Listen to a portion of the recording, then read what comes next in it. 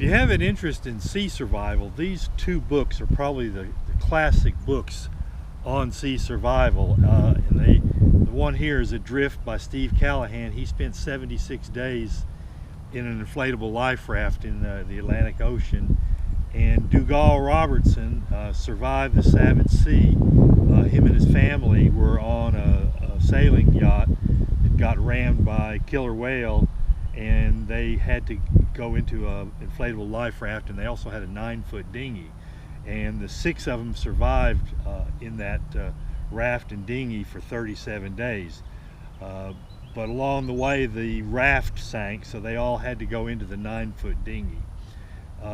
So the two books not only are just great tales of survival and what happened to them out there, they show you a lot of what they did and how to make things that they used to survive. And one of the examples here, Steve's got his make-do sextant that he used to track basically where he was.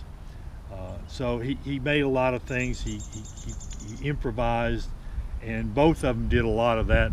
And they've got diagrams, they've got a lot of, this is how you do it. It's not just a tale of this is what happened to us.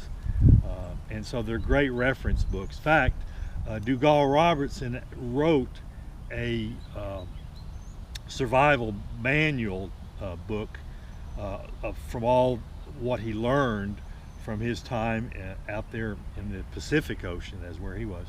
And Steve Callahan had that book with him, and a lot of what Dougal had in his book helped Steve Callahan survive.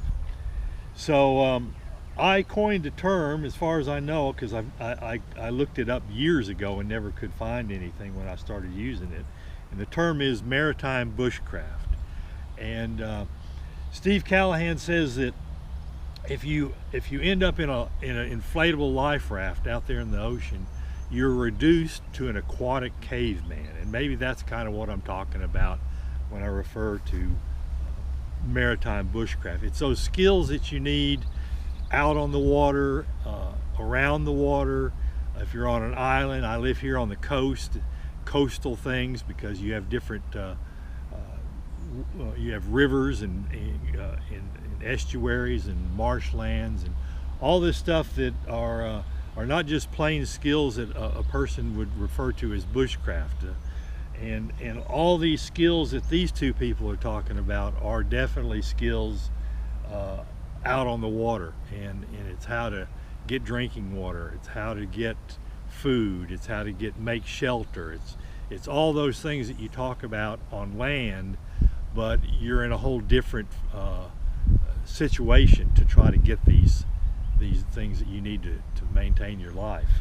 So I wanted to bring these up, and I'm hoping to do some more videos on sea survival and some of the things that are related to what I call maritime bushcraft. And so I hope we'll tune in for those here in the not too distant future. Thank you.